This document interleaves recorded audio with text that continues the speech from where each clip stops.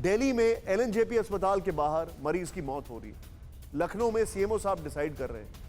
ऐसा लग रहा है जैसे सिस्टम पूरी तरह कोलैप्स कर गया है सर। और जो दुखद बात यह है कि ना वेस्टर्न स्टडीज काम आ रही हैं, ना हमारी 1 साल की स्टडीज काम आ रही है। Where are we going wrong? हमसे गलती कहां हो रही है सर? निशांत जी, हमसे गलती आज से बहुत दिन पहले तब हुई थी जब हमने कोरोना की फर्स्ट वेव जब कम हो गई थी, तो उस समय अपनी पीठ पर खूब थपथपी मारना और ये कहना हमने कोरोना को भगा दिया, वो शुरू कर दिया था। उस समय यूएस में, पूरे यूरोप में सेकेंड वेव बुरी तरह से कहर बरपा रही थी, लेकिन हम सब ने उसको इग्नोर किया। उसके बाद हमारे यहाँ ये कहर महाराष्ट्र में शुरू हुई, लेकिन वो कहते हैं ना कि अगर बगल वाले के घर में आग लगी है और मैं आराम से सोऊं, अरे ये तो आग बगल वाले के घर में है तो अगला नंबर मेरा है। उस समय भी हम सोते रहे, किसी ने उस पर ध्यान नहीं दिया कि ये जो नंबर्स जंगल की आग की तरह महाराष्ट्र में फैल रहे हैं, ये जब पूरे देश में अगर फैल गए तो क्या होगा। पूरे देश में लोग मॉल्स में, पिक्चर हॉल्स में, पार्टियों में, शादियों में, रिलीजियस कांग्रीगेशंस में, इलेक्शंस रैलीज में, it was business as usual. और ये जो वायरस है जो इस समय है, ये हाईली इंफेक्शियस है। हम सब डॉक्टर्स जान रहे थे कि ये एक तूफान आने वाला है और आज वो तूफान आ गया। और अनफॉर्चुनेट बात यह है कि इस समय भी लोग बात कर रहे हैं कि हम क्या करें क्या ना करें। इस समय हमें इमीडिएटली सबको घर में लॉक करने की जरूरत है।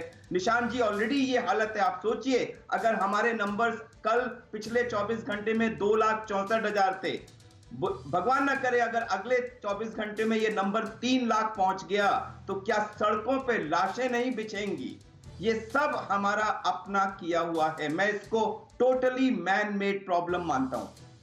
आप जो बता रहे हैं सर, मैं डॉक्टर मिश्रा से जानना चाहूंगा सर, व्हाट टू डू। आप एम्स को हेड कर चुके हैं, अब क्या किया जाए sir? What now to do? ऐसा क्या है जो हम कर सकते हैं सर, एग्जीक्यूट कर सकते हैं, जो इमीडिएटली हमें हेल्प करेगा?